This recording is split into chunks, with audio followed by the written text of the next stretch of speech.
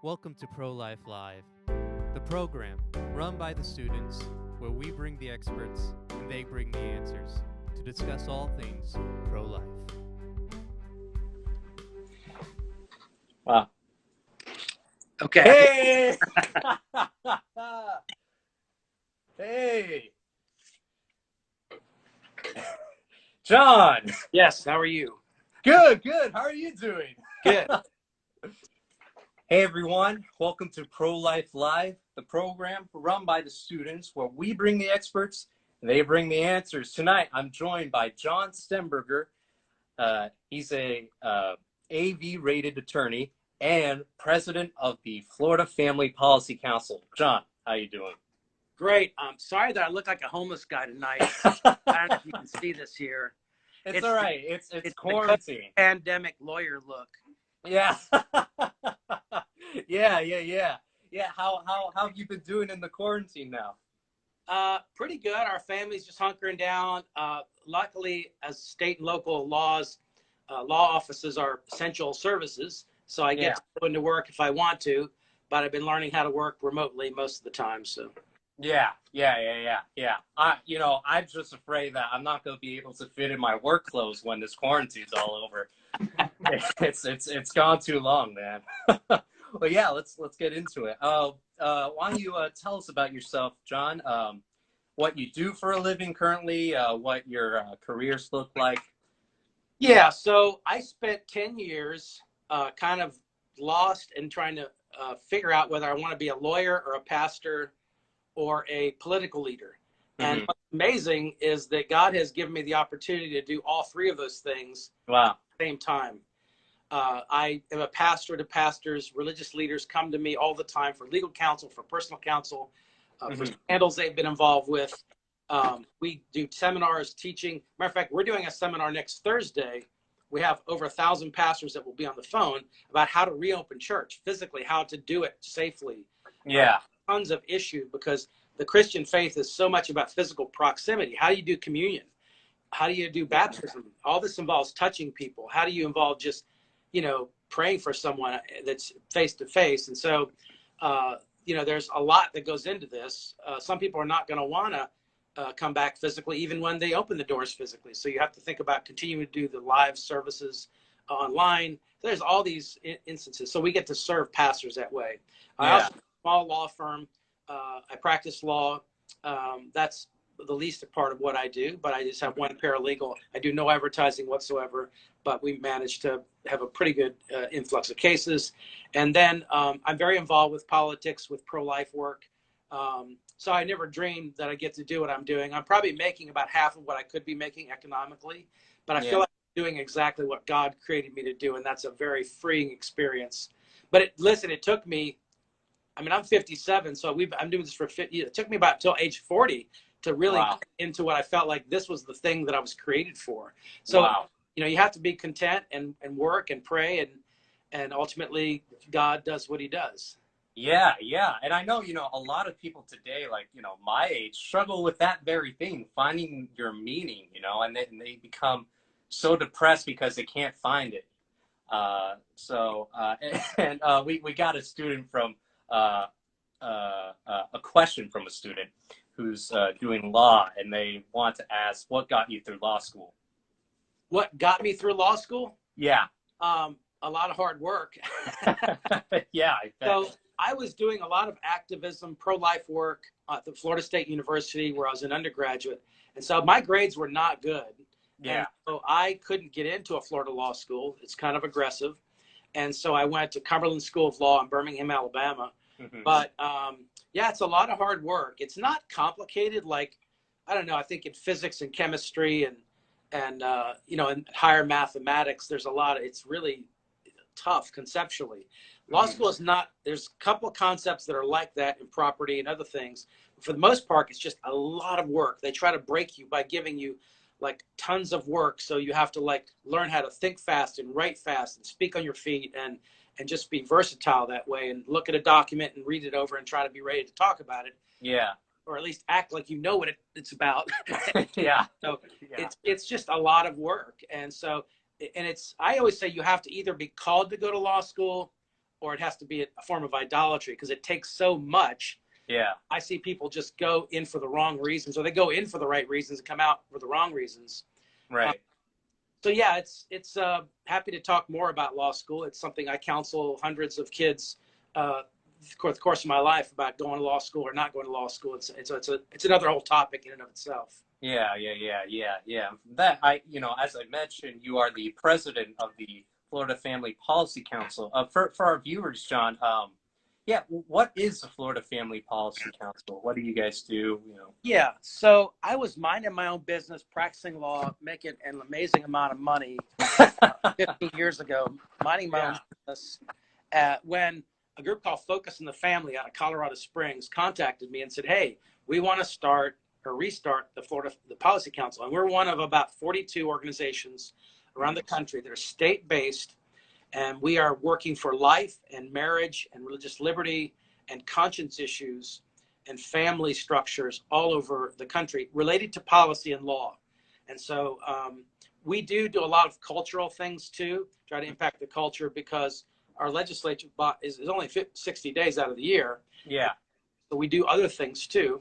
And we have a focus within that kind of subset of issues. We have a focus of trying to reach young people. Young people are the future. Literally, if we do not win the next generation, it's over. The fight is over. What's exciting is that we're winning the next generation on the life issue. Polling is better than ever. The young people are getting it. They're understanding the life issue. But we also want to reach young people, Latinos. We are trying to reach pastors, have relationships with church, and decentralize what we do so that people in communities and local groups can monitor their city and county councils in the way we monitor the state legislature. Yeah. And you mentioned, you're doing exactly what you love, the pro-life, the marriage, the family-centered work. What inspired you to get involved in all that? It's fascinating because I became a Christian in the late 70s when you had Jerry Falwell, Jesse Jackson, Jimmy Carter, Ronald Reagan, all speaking for God. Yeah. They were saying opposite things. And I didn't know anything. Like, I didn't know Democrat, Republican. I didn't know anything about any issues. I had the sense that I was called from God to do something in the world, but I had no reference point for it. I had no understanding of what I was doing. We never talked about politics in my home. We never talked about abortion in my home. Yeah. So I just began to study on my own to figure out who speaks for God, who's right and who's wrong. I knew they both couldn't be right at the same time. And I knew they could be both wrong, but from the law of contradiction and logic, somebody's right and somebody's wrong when you're saying opposite things. So as I began to study on my own, I was the student body president of a local community college. And I realized that the abortion issue, as I studied it, just was like, wow, this is such plain evil. And this is a clear moral imperative that I can't believe this is going on. At the time, I was working for a very liberal Democrat congressional campaign. I was a registered Democrat myself. Not that there's anything wrong with that. But that's where I was at. And there was all Democrats in Daytona Beach, Florida. And so I went to take back to these kind of leftist consultants working on this campaign about how gross this human injustice is and this human rights violation is happening with abortion. Yeah. Suddenly I realized, oh my gosh, when they responded, I was like, oh my gosh, I'm in the wrong camp. If they don't have this right, then everything else is wrong. So that's kind of how I became involved with finding my way. So I got involved with Right to Life, Florida Right to Life, with a guy named Ken Connor, who became my mentor. And I always say, if it wasn't for him, I wouldn't even be here today. Every summer, we take law students from Ave Maria. We take law students from around the country. Every summer, we take law students in, and I just pour into them for 60 days with an internship. We do media, policy, law, government, whatever I'm doing. They're immersed in it, just kind of an all-purpose training. We do worldview. We have readings and studies at the end where we debate and discuss issues. And so, it's just something that we do. And so we're passionate about trying to reach young people and trying to help them understand the world. In addition to the Bible, help them understand how the scripture speaks to all areas of life, especially on issues in the world. Yeah. And, you know, a big thing I really want to focus on tonight is family. But before I do that, John, I want to define it. You know, what does it mean to be pro-family? You know, what is family, you know? Yeah, that's a great question, because our opponents, the secular left, has Mhm. basically, they've made it into a bad word. Like if you say somebody's pro-family, Yeah, for them, that means you're like against gay people and you hate you hate these people, whatever. And it's just yeah, so sad that they've like twisted that concept. yeah, Because family, there's sometimes in the culture we'll concede a word and we'll just say, okay, they've won the word. Family and marriage is not a word we should concede. Those are so yeah, basic to human civilization. You cannot have a human civilization without having marriage and family structures. So for me, being pro-family just means that when it comes to law and policy and voting, I'm going to look at where that person is standing on the issue of abortion. I mean, I remember a reporter said to me, how is abortion a pro-family issue? I said, ma'am, if a young mother is despondent enough to take the life of her child in her womb, how is that not the most central family issue that I can think of? yeah, So if you get marriage and family structures right, Michael, you're solving so many other domestic policy problems. You're solving crime, education, elder care, workforce initiatives. I mean, you can't name a domestic policy issue, foster care. I mean, just poverty issues. When you get the marriage and family structure correct, you are yeah, not really creating civilization. You're strengthening civilization at a very fundamental level, and you're solving problems the government can't solve, and right. only marriage and family structures can solve. Yeah. What do you think are the biggest threats to the family today, John? Because you know, it's been a long journey since what, the Yeah. 1960s. So the biggest threat is the threat to marriage. And the problem is, and it's a multifaceted problem, the marriage rate every year is declining. I mean, if you were to look at the statistical data, every year, less and less people are getting married, less and less people, they're delaying marriage for Hmm. some good and some bad reasons, some legitimate, some illegitimate. They're delaying Yeah, marriage, yet cohabitation is skyrocketing every year. And so yeah, these are graphs that are not changing around. So you have one graph going down, one graph going up, and in the middle between those two is societal instability. It is literally the wearing down of civilization. And mm, so at some point there comes a collapse in the social order that is just profound. The yeah, government can't put the pieces back of Humpty Dumpty. And so yeah, it's a really critical thing. And the problem is people are just, they want to do what they want to do. Marriage and family used to be something that was something young ladies and young men aspired to. It was like the hmm, foundation. It wasn't the capstone. It was the cornerstone. It wasn't just something that, oh yeah, someday I'm going to get married.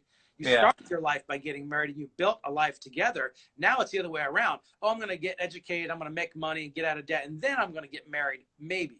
Right. yeah, And so it becomes the capstone instead of the cornerstone that you build your whole life around. yeah, That paradigm has been very, very sad.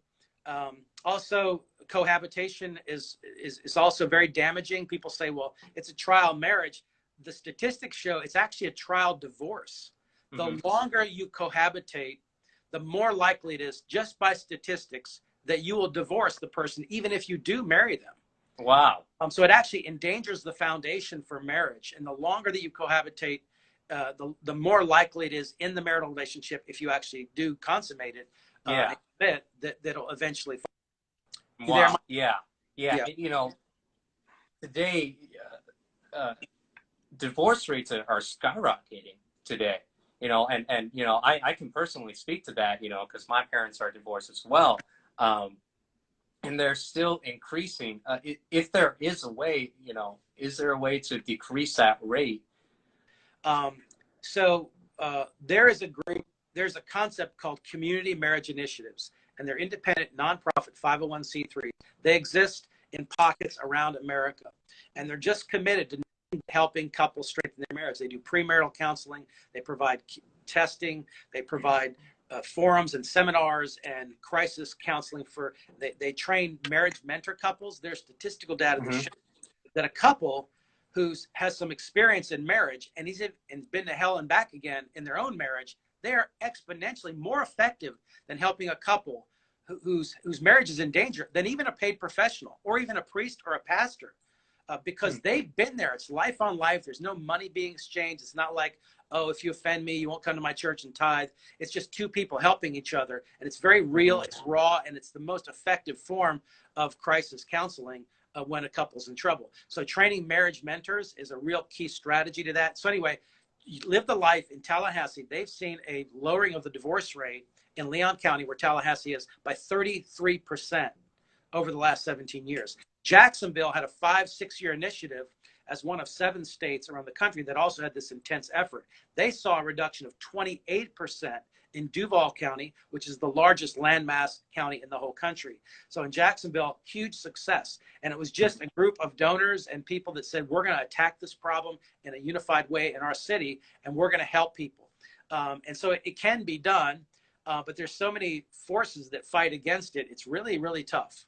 Yeah, yeah. And what was the organization you mentioned, John? Yeah, so Live the Life. There's a fellow named Mike McManus in Chicago.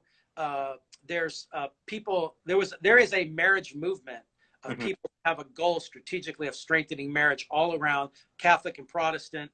There's a group of folks all over that do this, and so it's just called a community marriage initiative. But Live the Life, you can find them on the website Live the Life, and they're in Tallahassee, but they now have chapters and conclaves all over the state of Florida, where they're providing kind of marriage forums and promoting marriage and doing festivals and just doing everything they can to see. The problem is this: marriage. Used to say marriage to a young lady, and she'd think, "Oh, that's a wonderful," and she'd have all these visions of beautiful dress and aspire to that. Right now, you say marriage, and it's gay or straight. Yeah. It's a political issue, right? So it's like people don't even want to touch it anymore. It's like, I don't even know what that means. So it's not like this revered institution or this beautiful picture that God's really put in the earth to say something about himself. It's just like, what marriage, that's divisive, like divorce and gay marriage. And so it's just all confused. And that's one of the problems with same-sex marriage, is that it confuses and it dilutes the real purpose and really eternal meaning of what marriage means as God has given it to us. Yeah. And, today there are a lot of families out there that are led by, single parents. Why is it so important to have both a mother and a father figure in a family, rather than just one parent lead, taking the reins? Great question, Michael.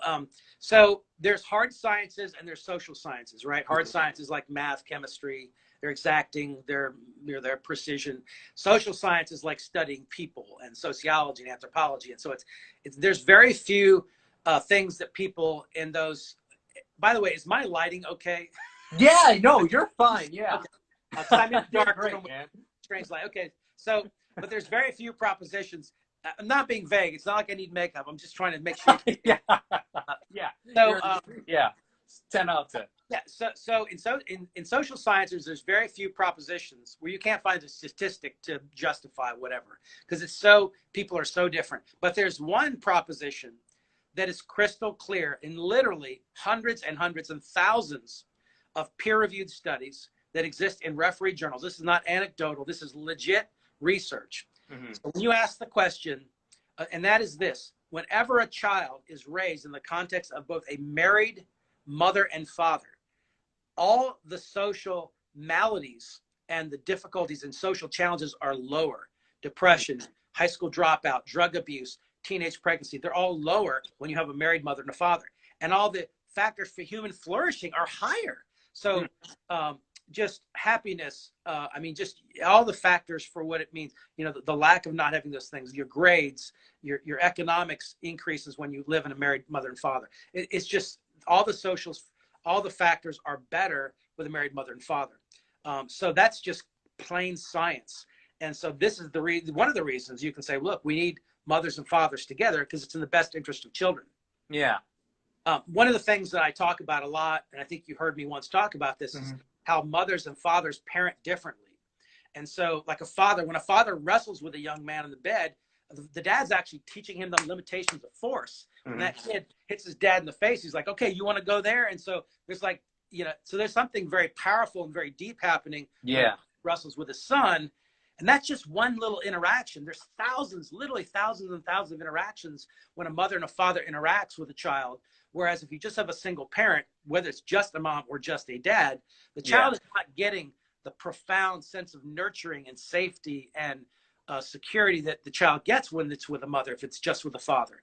And so men and women are different. That's the huge breaking news that the world seems to have lost. Yeah. And it's so self-evident. But Yeah. now it's like, if you argue that, if you try to intimate that, human sexuality is binary, all of a sudden you become a dinosaur. And, oh, you're not hip, not cool. You must hate people. No, it's just history, biology, common sense, and the collective of humankind that tells us that men and women are different, and kids need both. That's just clear in the social science research. Yeah. Yeah. And if there is any way at this point, John, how do we begin to change the tide on this breakdown that we're seeing on the family? Yeah. Well, first I want to say that one of the beautiful things about Christianity is that the church collectively, when we gather, it's funny saying that in this environment, but when the church gathers around a family, it can become a father to the fatherless. And just even the picture of adoption is so powerful in Scripture, how God literally, we're waifs, we're orphans, and God adopts us and brings us into his family and calls us, puts robes on and calls us sons of God. So I want to say, first of all, because a lot of people have been affected by a single family. Matter of fact, a lot of people don't even think it's a big deal. They say, well, I didn't have a dad growing up and I'm okay. Let me tell you something. My dad passed away when I was 15 years old. And I've got a dad-shaped hole in my heart this big. Yeah. That today, still today, I can feel the lack. I seek out male relationships and seek out the approval of people. And there's all this psychology. And I know it's going on. And it's because my dad wasn't there from 15 on. That's just from 15 on. Can't imagine a young man whose father was not there from childhood. Yeah. And so it's really a fiction to say, oh, moms and dads are optional. And this is the problem with same-sex marriage, is that, a mom, the best mom can't be a dad, and the best dad can't be a mom. Yeah. And they really are different. They provide substance that is different. They provide training that's different. And that's just a very beautiful thing that we need to recapture. Yeah. And obviously, like it's no hate. It's just, the science and the facts. And, I'm sure viewers are wondering, like, why we're talking about family, like, I know we're supposed to discuss, things pro-life and the issue of abortion. So how has the breakdown of the family contribute to this abortion issue that we're seeing today? Yeah. So great question. So one of the things that I think that the secular world does is they compartmentalize every discipline. It used to be that we saw that life was an integrated whole, and that we understood that family affected marriage, and marriage affected community, and community affected the nation. And so we understood the interaction of people. But now we kind of have this kind of radical libertarian assumption that I can do what I want with my own life, and it doesn't affect you, and kind of this really radical autonomy and independence, which is fictional. Because look, we have laws against suicide, right? Well, why do we have laws against suicide? Shouldn't you be able to kill yourself? Shouldn't you have personal autonomy? Well, no, because see, I'm connected to a woman in a marriage. I'm connected to a family with 4 children, depending upon me. I'm connected to an organization and a law firm. I'm connected to an economic system, political system. If I actually were to kill myself, sadly, or did that, somebody's going to have to come from the city and clean it all up. Somebody may be traumatized if I do that. So yeah, I'm connected to people. And so we don't live independently. So that's the first point that I think.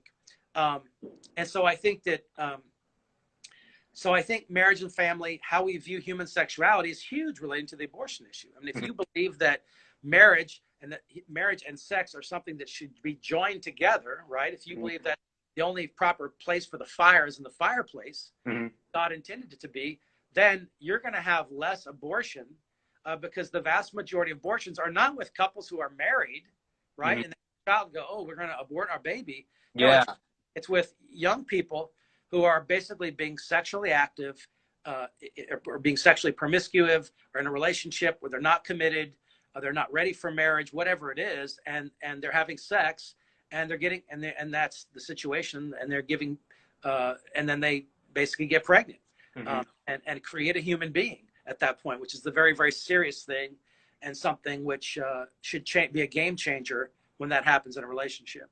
So again, our view of human sexuality, our view of marriage, affects all of that. If you see everything as just my own personal choice, and I can do what I want to do with my body, that's the way you see it, then it really doesn't matter. And so it does affect the number of abortions. Our view of how we view human sexuality, how we view the role of women, and the institution of marriage has a profound effect upon the abortion rate. Yeah. And, in case there are those out there who aren't really sure, is abortion a bipartisan issue? It's like asking, is killing animals a bipartisan issue? No. I mean, it's a matter of, it's an ethical issue. It's a moral issue at its core. Yeah. And it is probably the most profound ethical and moral issue we can ask ourselves. The right to life is fundamental. It is the right without which there is no other right. There's a Latin phrase, sine qua non, and so the right to life is the sine qua non of all of the rights. So the right to privacy means nothing to a corpse, right? Yeah. If you're not alive to begin with, if you don't have that right to be alive, then all other rights are contingent and rest upon, logically and reasonably, upon the right to life. So that's a really big thing, and I think that so that's not a Democrat conservative. It's not even a liberal conservative. It's a human issue. Yeah. And there are pro-life atheists. There are pro-life Buddhists. There are pro-life religious and non-religious people. Nat Hintoff was a famous journalist with Village Voice, was a leftist radical. He was very pro-life. I have a friend who's heads up the National Secularists for Life group, and she's a very powerful guy. She hangs out with David Daleiden, and kind of her personal ministry is to do that. She won't call it ministry, but yeah, I think that this is a human rights issue at its core, and it should be able to cut through every. Now, sadly, there used to be a lot of pro-life Democrats. Yeah. And there used to be a lot of more pro-choice Republicans. But what's happened is the polarization has gotten to be, especially if you're in a party that's a closed primary, you can't get out of a Republican primary unless you're pro-life. And that's a good thing, right? But the truth now is we're trying to find out who's for real. Right? Yeah. Because every Republican says, oh, yeah, I'm pro-life. But, okay, what does that mean? Are you really going to stand up when it matters? Are you going to lead? Are you going to be involved? And so that's the issue now. And sadly, with the Democrats, there's only a handful because they get beat up and demonized by the Democratic Party so badly. Now, here in Florida, we're very excited. We have a contingency of pro-life Black American Democrats that we support heavily. Anytime we see a Democrat standing for life, we're going to say, you know what, we're going to get behind them. Yeah. We want this to be a nonpartisan, non-ideological issue even. Yeah. It should be a foundation. It should be a fundamental human rights issue, which really morally disqualifies you. Almost like if somebody's a racist, I don't care how qualified you are. If you're like advocating that blacks shouldn't be in society or should be slaves, then you're disqualified. You're morally disqualified. We view the pro-life issue with the same kind of moral veracity that, you know what, if you don't look at an innocent child, an innocent baby, and say, we're going to protect that child and give them personhood rights, I'm done. I mean, you have morally disqualified yourself from public office. That's our view. Yeah. And, when it comes to Roe v. Wade, do you think Roe v. Wade could be overturned in the near future? Because, right now in the pro-life movement, that a lot of people are talking about that, especially now with a pro-life president in office. But do you think in the near future that Roe v. Wade could actually be overturned? Yeah, so that's a great question. I think that it is very possible, yes. For your listeners, I think your listeners should know, but for those that maybe are going to hop in the conversation, Roe versus Wade is the original seminal case in 1973 that legalized abortion on demand through 9 months of pregnancy. The same day that Roe versus Wade was decided, there's another case which people don't mention unless you're really into this issue. It's called Doe versus Bolton. And Doe versus Bolton was a hospital case, and it basically said if even the health of the mother was at risk, using a very liberal kind of expansive UN definition of health, that you could abort the child. And so it basically provided the constitutional basis for a child to be aborted through 9 months of pregnancy. That is the law. And I've had people in such denial, they argue with me. And I literally opened the statute books in Florida and would show them, look, with 2 doctors' signature and with an affidavit, you can get an abortion through 9 months of pregnancy. Yeah. There's a lot of laws around the country that are trying to choke that down and try to get people to see the humanity of the unborn child, stop that. But so I think that it is possible Roe can be overturned. Justice Ginsburg, I'm not sure we have the votes right now. Most of the experts would say we don't have the votes in the Supreme Court. And this is why the election is so important. And, irrespective of what you think about the candidates, but the bottom line is the Supreme Court literally represents generations of decision-making in areas of life. Yeah. And probably one justice away from seeing either Roe versus Wade completely overturned or damaged significantly, so that states can come in and provide meaningful regulations and restrictions to choke this barbaric procedure more than it is now. So I think it's possible. I think Justice Ginsburg is going to be really the key. She is very ill, but is still hanging on, bless her heart. And so, I think that if a pro-life president is reelected in 2020, and I think if Ginsburg steps down or passes away, God forbid, or what have you, then basically I think that the next justice, if it's pro-life, I think we have a very good shot at just dismantling the whole structure. Yeah. And, for our viewers out there who aren't really, up on politics and law, what do we need to overturn Roe v. Wade? Well, any case, any pro-life law on appeal technically could be a case that could be used by the court to take down the structure. One of the problems conceptually with the Roe versus Wade decision, it created this artificial trimester system, which we didn't have. Nobody talked about that before that. It's kind of an artificial distinction. And so they said when the child is viable, that means when the unborn child, when the fetus can survive outside the mother's womb artificially, then the state's interest is compelling in regulating and protecting, they said, potential human life. It's an actual human life.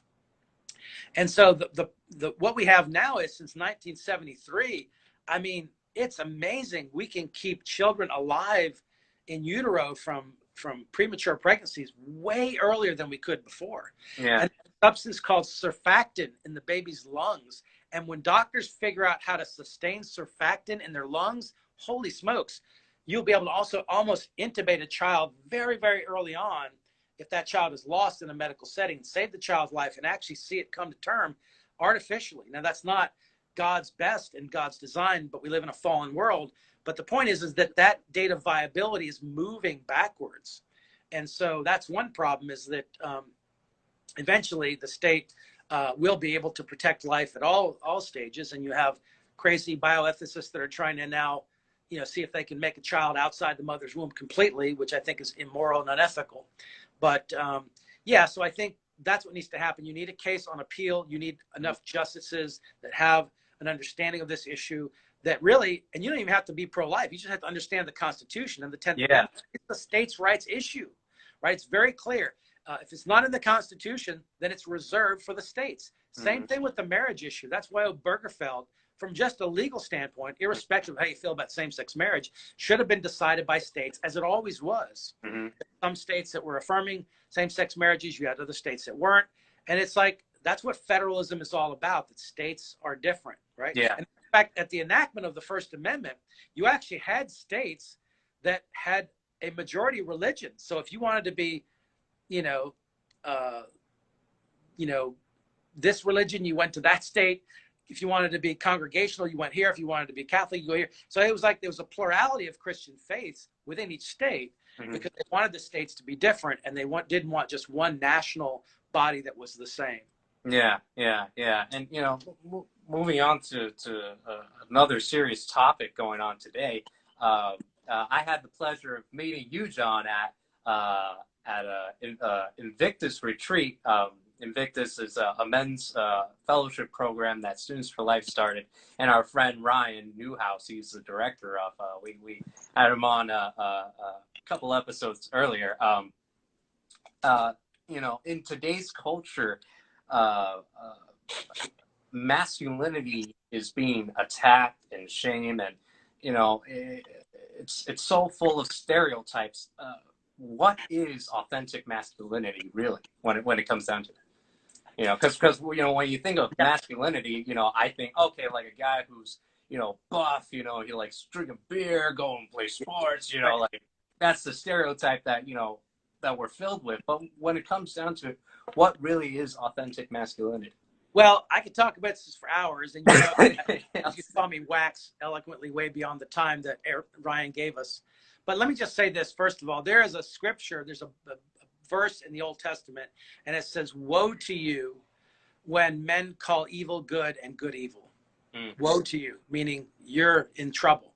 And that's where we're at. And we're calling good evil and evil good all throughout our society. And this is one of the goods, this is one of the virtues, masculinity and femininity. It's not toxic. It's like saying toxic virtue. Yeah. You can't have toxic virtue, right? Because virtue is an inherently good thing. Mm-hmm. To be feminine is an inherently good thing. To be masculine is an inherently good thing. Mm-hmm. But there's so much confusion and so much. I think that the world loves fluidity, and they love vague, kind of slippery notions of, they're not sure. But God has created distinct forms in creation. Men and women. He's created distinct animal forms. He created distinct. All of his creation is very distinct, and it's all distinct from his nature and character as well. A basic theological premise. So, but masculinity, you're right. There's a lot of negative stereotypes. There's a lot of kind of tradition, which is good. There's macho. It's all about muscles and whatever. The Rock. If you put The Rock, he's masculine, right? The song macho. And so a lot of kind of the feminist culture they don't even know that they're feminists. They just kind of absorb these ideas, right? Because they haven't learned from any other place. But I think that it is important for men to embrace authentic masculinity and to boil it down into a couple of key principles. I think that number one, to be a man means to provide and to protect and to produce. Okay, so if you look at anthropology and sociology, the meaning of manhood in all generations have been to produce more than you consume. All right, so if you consume everything you produce, that is stingy. That is not helping to provide for another woman and a family and your community and the world. I mean, think about a guy like Mr. Rogers, not particularly masculine, but yet he took dominion over the area of children's television. He said, I'm going to own this space. And he did. That's masculine. That is taking the creation and transforming it into something productive and make it. Look at Bill Gates. I mean, again, not a masculine, you look at him and he's like the typical kind of nerdy, geeky guy, but he owned the space he was in, and he produced way more than he could consume. And so that is masculine by its inherent definition from anthropology and sociology and the scripture and the way we were built. Men are also physically stronger. They can run faster and they can swim faster than women. That's not something, or physically stronger than women. That's not something to say, oh, we're better. It just means we were designed, especially if you look at a state of nature, to protect and to provide. I mean, you think about any emergency situation. I just saw a video online where there was an older man and he was in an apartment burning. And it was these young men, they were climbing like 3 or 4 stories high in places where you could normally climb just to get to this older man and rescue him from this thing we're choking. And I thought, there's no women there, right? Yeah. And some women could do that, but who's the one that's really responding in an emergency immediately and taking action? Manhood has to be learned, but it also is expressed in action, where femininity is kind of an essence, and you don't have to do something. You can lose femininity by doing something that's non-feminine or stupid or ugly or profane. But I think that for masculinity, you have to actually show it in action. That's when you say, wow, that's a man. Yeah. You never see, if you have the proverbial husband and wife in bed and there's a bump in the night, the guy's never going, oh, honey, it's your turn. I went last night. No, that's not happening, right? It's the guy who always gets up. Why? Because there's danger, there's risk. And so that's something that's unique to human masculinity, is the element of risk. And so from the time that I throw my little children up in the air, and my wife would never throw kids up in the air, right? That's exclusively a dad thing. That's exclusively a man thing, because men are about risk. Women are more fundamentally in their instinct about nurture. Now, you will find some men that are less about risk and more women that are more about risk. But I'm saying on balance, if you line up all the men in the world, all the women in the world, you're going to find these consistencies. Yeah. And so I think to answer your question succinctly, and I'm happy to have questions or debate about this, but to protect, physically protect, to provide, and to produce more than you consume, to actually feed. So in the tribal societies, the masculinity was not in going out and hunting the animal. It was bringing it back to the tribe and nourishing the tribe with the meat and saying, wow, I've now done something. I've provided for these people. And that was like, okay, now I'm a man that I've done that because I've produced more than I can. Yeah. And, you know, we live in a society that is constantly telling us to run away from responsibilities. And, you know, for me, when I go on the college campuses, you know, a lot of guys look at the stereotypical man, you know, what they think is manhood, and they are just so turned off by it that, you know, they run away. So why is it important for men to embrace authentic masculinity?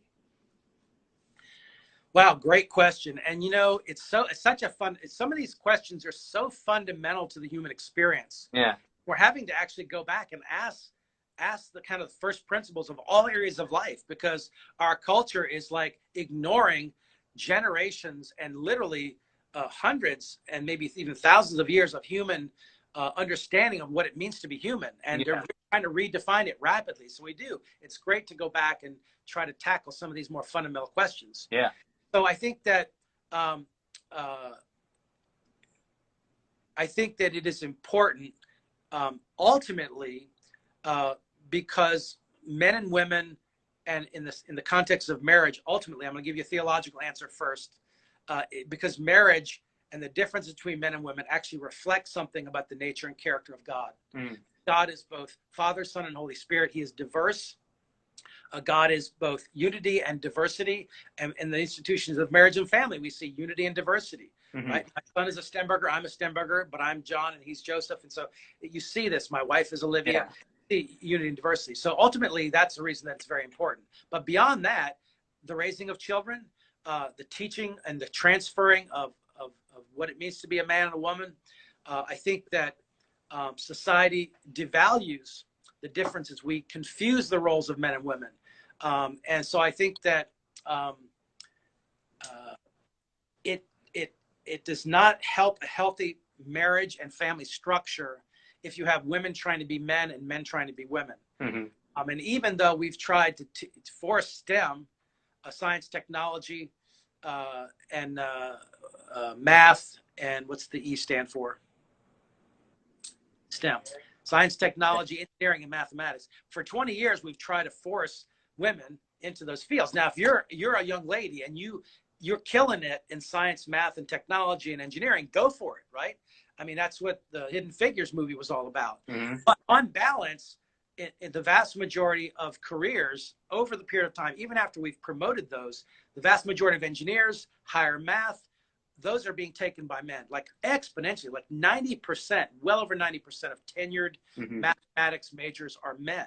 Why is that? It's because of the way the male brain is wired, because of the way that we think, because of the emphasis on the left brain as opposed to the right brain. So there's just a lot that goes into that. And so when we try to confuse the difference between men and women, we don't have men flourishing in their God-given state of nature that they were born in. So they don't feel fulfilled. They don't feel really, they're not flourishing in the way that they were intended to. And same thing for women.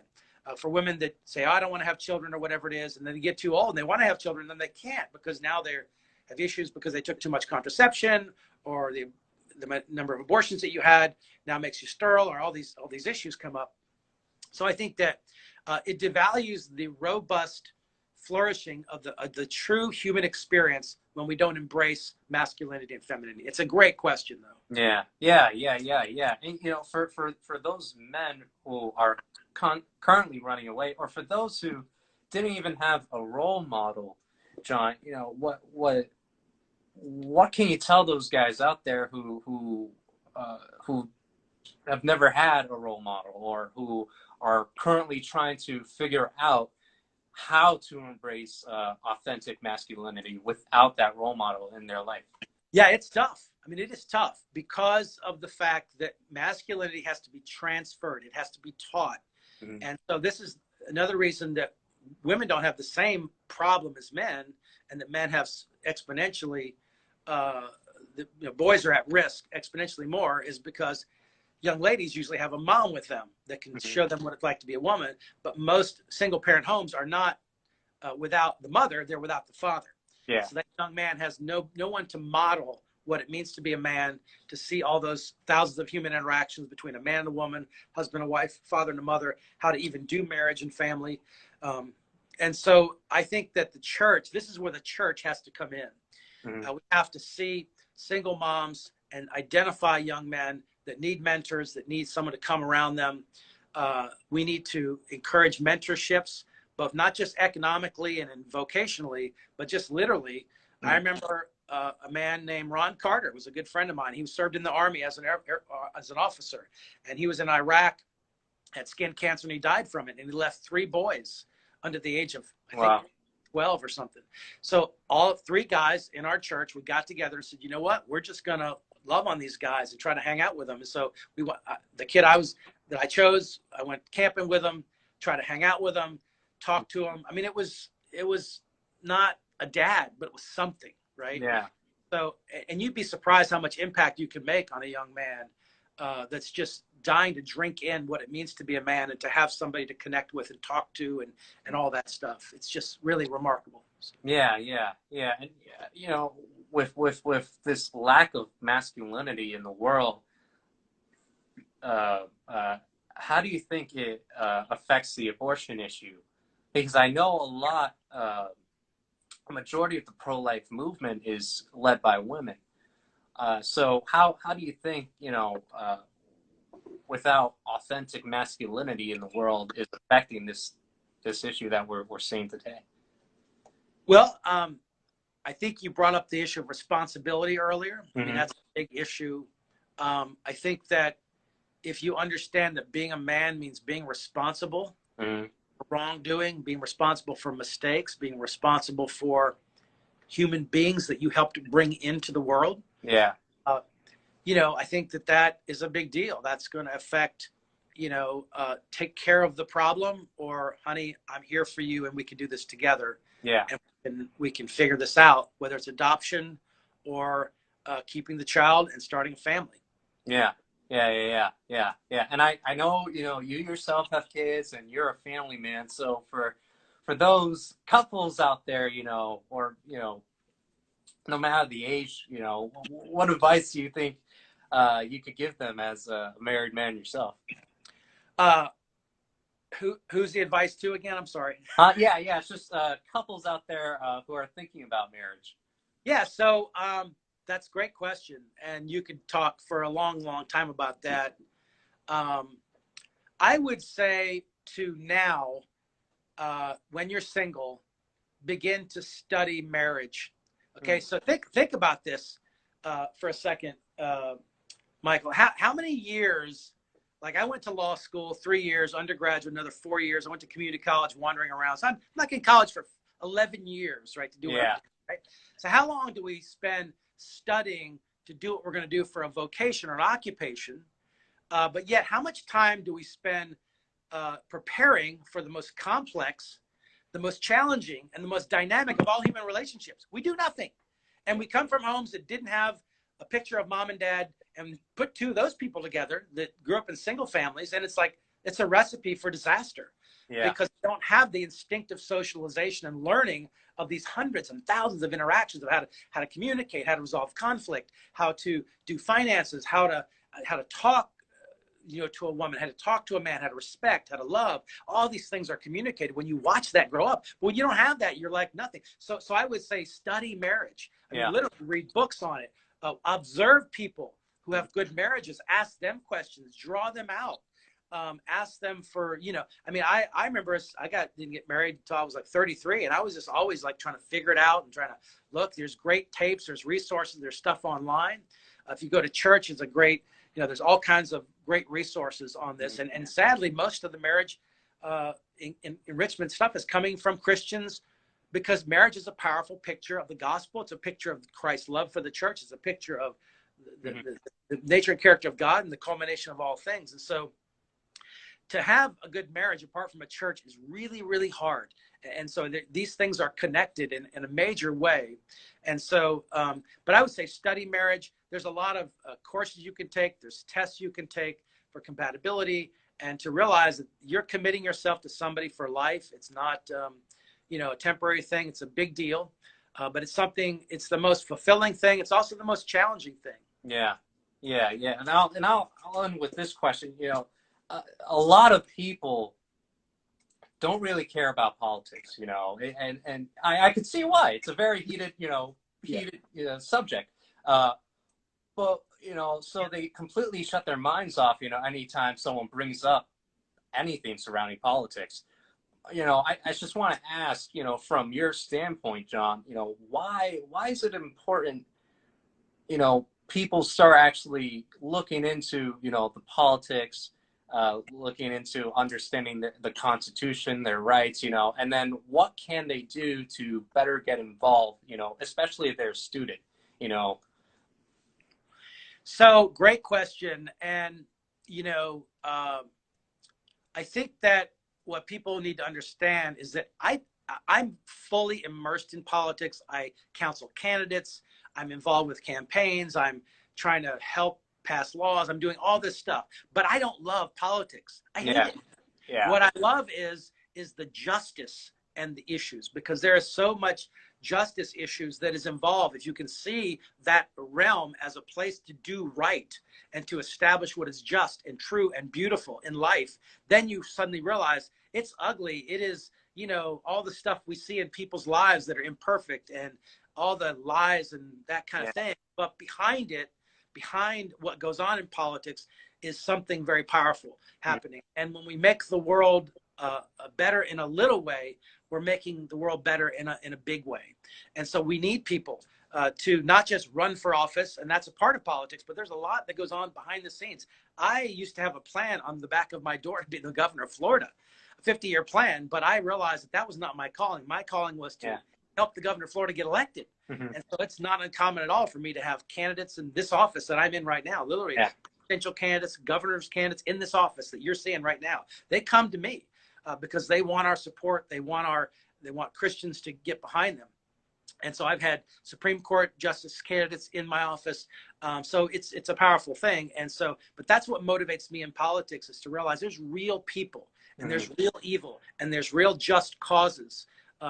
Not just human trafficking in life, which are huge issues, but many, many issues about strengthening marriage and family. There's not a lot that government can do, but there's a lot that they can do to help.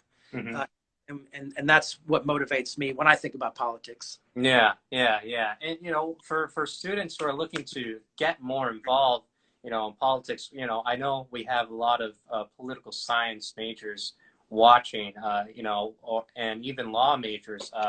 How can they get involved, aside just going to class? So one big way is just to find somebody that you like or trust and get involved with their campaign. Politics is very local. Now, COVID has changed all that.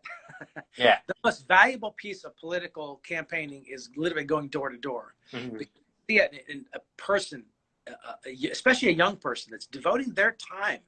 Wow, that's a big deal. Like, a young person comes to my door, a college student, and he's volunteering to walk and to hand out literature for a man or a woman running for office. That's like a big deal. Like, people, that's profound. That's profound. It's very personal. It's very powerful. You don't forget that interaction. And so it's a very big deal. So that's one way. All over the country, there's local executive committees for both the Democrat and Republican Party. to get involved at a very local level. They have precinct committee man and precinct committee woman. That's another way. You can just, there's a lot of good organizations out there, Students for Life being one of them. Yeah. You know, first and foremost, but there's, you know, I mean, listening to Ben Shapiro, who's brilliant and trying to understand these issues from a different light, just studying things, listen to podcasts, listen to Al Mohler's briefing, which is a brilliant analysis of the news every day, reads every newspaper in the world. And for 20 minutes, he just gives you a synopsis from a Christian standpoint. So educating yourself, and maybe you would run for office someday, you know, and look at Marco Rubio. I mean, here's a guy that he was a city councilman, right, in Miami, and he's like 21 years old, runs for the legislature. Then he becomes Speaker of the House of the state of Florida, the second most powerful person. You know, he's young, he's handsome, he's dynamic, and he goes to law school, and then he ran for president. Was one of the most amazing. He's one of the best political communicators, I think, in American politics today, and is just a great role model in that way. So, yeah, I think that just be open. With regard to law, I would say try to find a law firm that has good values and that has shared your values. And even if just volunteer, just say, hey, I'll do a runner.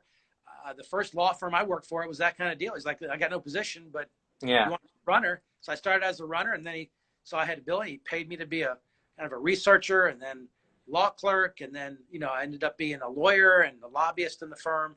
And so, so yeah, find someone and be willing to work for free just to see what it's like. And then oftentimes those work into jobs if you need to. Yeah, and I know I said, you know, last question, and you know, I can see the time we're running short. You know, I really want to ask, because you know, it's election year, and there are a lot of people who are pro-life, but they are very turned off by the president. You know, I want to ask, you know, from your standpoint, why is it important that we have a pro-life president in office? Michael, you had to go there, didn't you? No, it's a very important question. And so I'll be, if we have a second here, I'll be very honest with you. I was one of the leading voices against Donald Trump 4 years ago. I wrote articles. They're coming back to bite me now. I did videos. I was on TV. I had a publicist. I literally did hundreds of interviews in the primary now. We had other choices like Rubio and like Cruz. So I was just really opposing him. And because I thought, you know, the best way to judge somebody is their past and their record. Well, he didn't have a voting record, but he certainly had a life record, and it didn't look like a good one. And I thought if he got in office, he would appoint all of his kind of liberal Democratic buddies from Palm Beach, Florida, you know, people as Supreme Court, and that he would put himself with, you know, Chris Christie and all these kind of rhino Republicans. So what happens is basically he surrounds himself with Christians and conservative pro-life people. And all of a sudden, I mean, you know, there's a law that's personnel is policy, and who you put around you becomes the policy. And so when I saw him pick Mike Pence, and when I saw him allow Leonard Leo with the Federal Society to pick the list of judges that he would pick, I said, that's a game changer. I mean, it totally transformed me, and I had to change my view. And, you know, even though I'm grieved sometimes when I hear the things our president says, his style is wholly unique and can be very offensive and very abrupt. So, I mean, when I saw what Donald Trump did, I mean, I'm totally in favor of reelecting the president. Sadly, there is not even a single Democrat that is even close to being pro-life, that even has close to having an understanding of marriage and family structures as they tended to be. And it's just a train wreck on the other side. So sadly, I think that if you are passionate about the life issue, if you're passionate about seeing Roe versus Wade overturned, if you're passionate about these types of issues, I mean, there's no choice to me. You have to vote for Donald Trump. Now, and to me, it's not who's the more virtuous person. To me, politics has to ultimately be about policy and about law that affects the lives of real people. People live or die. People get fed or don't get fed. They have jobs or don't have jobs based upon policy. So it's not something that's removed from people's lives. Mhm. And I just think that, I mean, even, yeah, so that's what I think. Yeah, yeah. And on that, we tell people, go vote. Thank you so much, John. Is there anywhere people can follow your work? Yep. I'm on Instagram. I'm on Facebook. I'm on Twitter. Would love for people to follow me on Twitter. I get beat up a lot there. I need more supporters on Twitter. Yeah. And and so also the Florida Family Policy Council, same thing on Facebook, Twitter, Instagram. Our flfamily.org. Our website is flfamily.org. And so all those places you can follow either John Stemberger or Florida Family Policy Council. Wow. Well, thank you so much for joining us tonight, John. It was a huge pleasure. Awesome. Thank you for having me, Mike. Yeah.